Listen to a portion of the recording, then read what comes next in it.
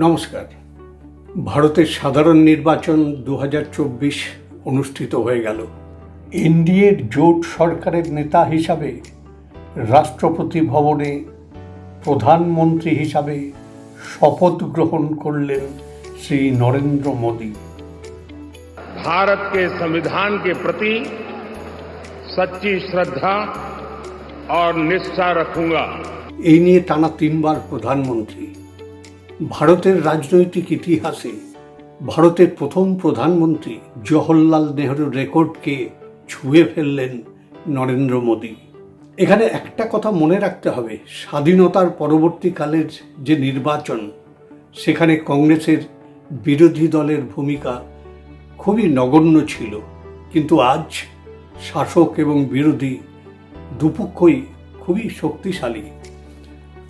2014 সাল থেকে এককভাবে সংখ্যাগরিষ্ঠতা পাওয়া এবং 2019-এ আরও সংখ্যাগরিষ্ঠতা বাড়ানো ভারতের নির্বাচনী ইতিহাসে খুবই বিরল ঘটনা। प्यारे भाइयों बहनों, मैं दिल्ली के मतदाताओं को हृदयपूर्वक अभिनंदन करता हूं, बधाई देता हूं। जिन्होंने भारतीय जनता पार्टी के सभी प्रत्याशियों को विजयी बनाया।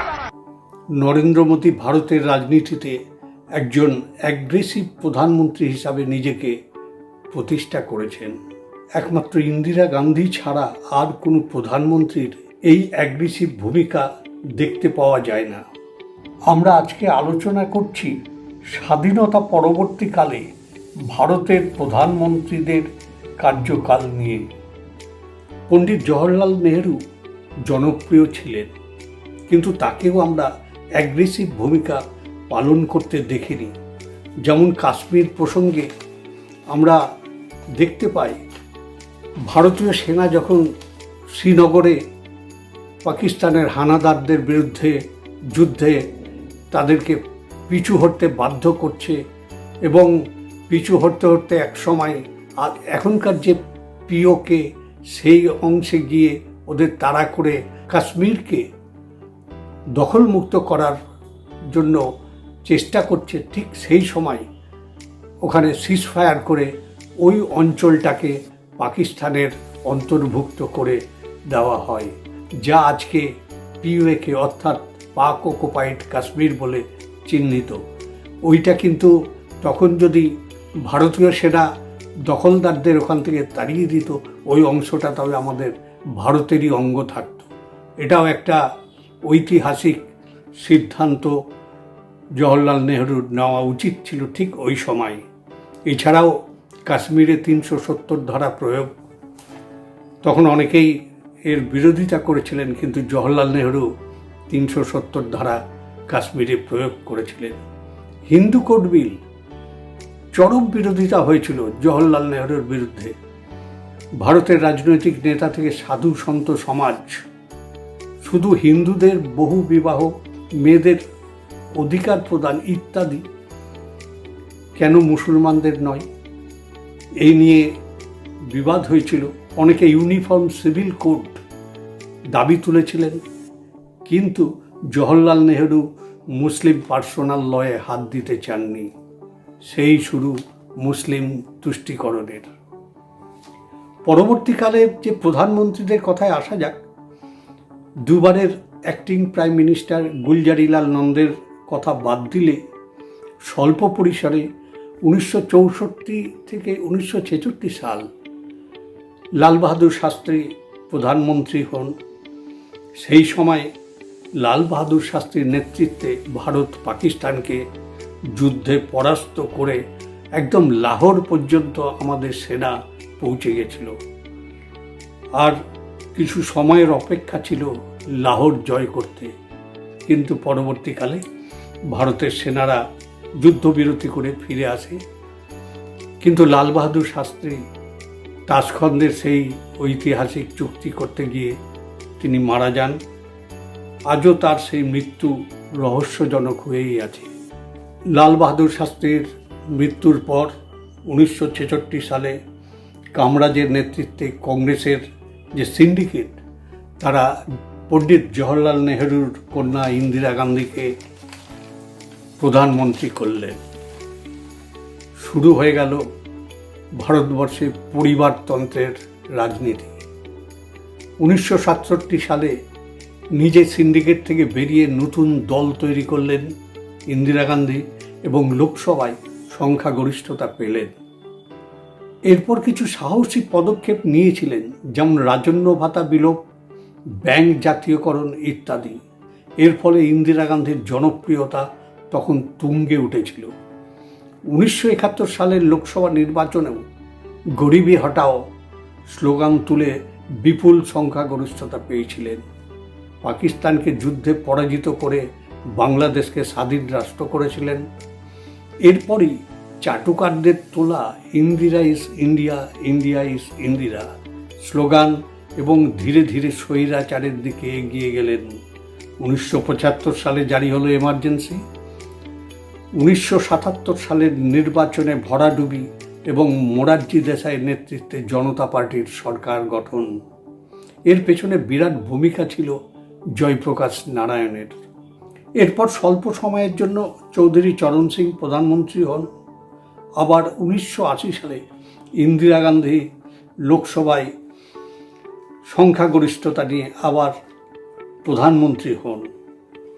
এই সময় অমৃতসরের স্বর্ণ মন্দিরে খালিস্তানিদের বিরুদ্ধে ব্লু স্টার অপারেশন করেন প্রধানমন্ত্রী ইন্দিরা গান্ধী এবং তার ফলে তাকে হত্যা করা হয় 1984 সালে।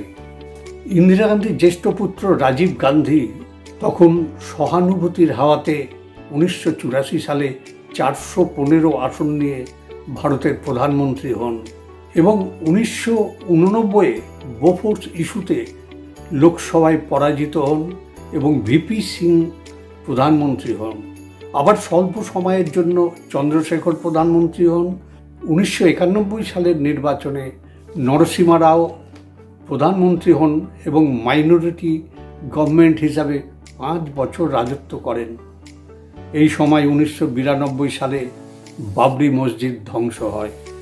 নরসিমা রাওয়ের আমলেই অর্থমন্ত্রী মনমোহন সিংয়ের উদ্যোগে গ্লোবাল ইকোনমিক রিফর্ম হয় এবং পরবর্তীকালে ভারতের অর্থনীতি এর সুফল পায়। 1996 সালে অটল বিহারী বাজপেয়ী প্রধানমন্ত্রী হন। তারপর এইচ.ডি. দেবগৌড়া এবং ইন্দ্র কুমার গুজরাল এরাও খুব স্বল্প সময়ের জন্য প্রধানমন্ত্রী হয়েছিলেন। এরপর 1998 সালে অটল বিহারীর নেতৃত্বে মজবুত জোট সরকার প্রতিষ্ঠিত হয়। অটল বিহারীর রাজত্বেও আমরা দেখতে পাই খুব দৃষ্টান্তমূলক সিদ্ধান্ত তিনি নিয়েছিলেন। পোখরানে পরমাণু বিস্ফোরণ,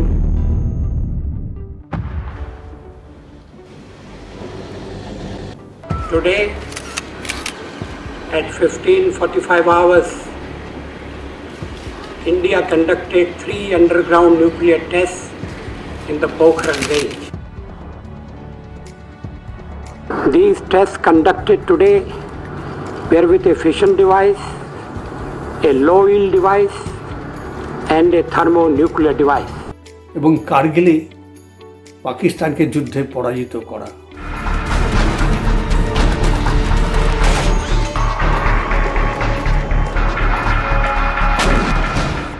দু সাল থেকে 2014 সাল কংগ্রেসের নেতৃত্বে জোট সরকার তৈরি হয়, ইউপিএ 1 এবং ইউপিএ 2।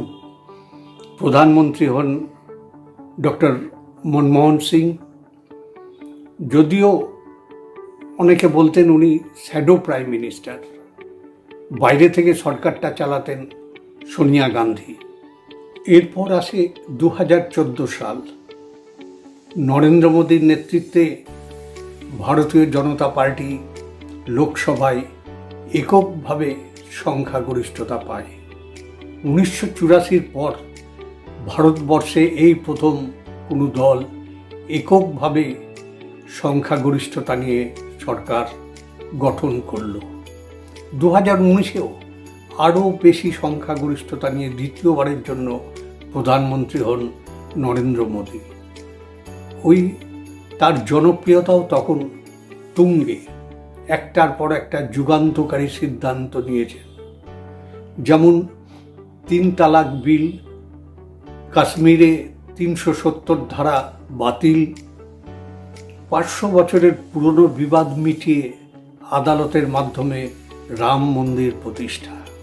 এছাড়াও সুশাসন, দুর্নীতির বিরুদ্ধে লড়াই, পরিবারতন্ত্রের বিরুদ্ধে লড়াই, স্বচ্ছ ভাবমূর্তি ইত্যাদি তার গৃহীত সিদ্ধান্তর মধ্যে আছে। G20 সম্মেলনও খুব সফলভাবে ভারতে আয়োজন করেন। এবারে আসি 2024-এর লোকসভা নির্বাচন। একই সরকার বেশি দিন থাকলে একটা প্রতিষ্ঠান বিরোধী হাওয়া তৈরি হয়। তাই সমস্ত রকম এক্সিট পোলকে মিথ্যা প্রমাণিত করে বিরোধীদের কঠিন চ্যালেঞ্জের মুখে পড়তে হয় বিজেপি নেতৃত্বকে। যদিও বিজেপি 240 আসন নিয়ে বৃহত্তম দল হিসাবে নিজেকে প্রতিষ্ঠা করে এবং এনডিএ জোট 293 আসন নিয়ে সংখ্যাগরিষ্ঠতা পায়। আবার এনডিএ জোটের হয়ে প্রধানমন্ত্রী নির্বাচিত হন শ্রী নরেন্দ্র মোদী।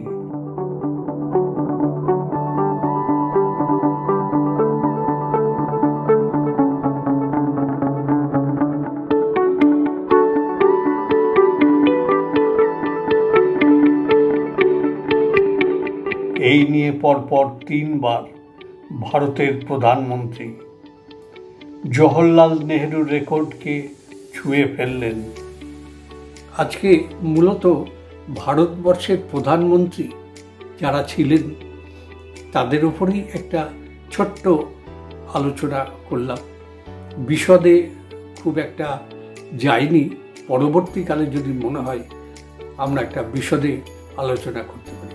নমস্কার। ভিডিওটা যদি ভালো লাগে আপনারা সাবস্ক্রাইব করবেন, শেয়ার করবেন, যাতে পরবর্তীকালে আমি আরও এইরকম বিশ্লেষণমূলক বা আলোচনামূলক ভিডিও আরও প্রচার করতে পারি।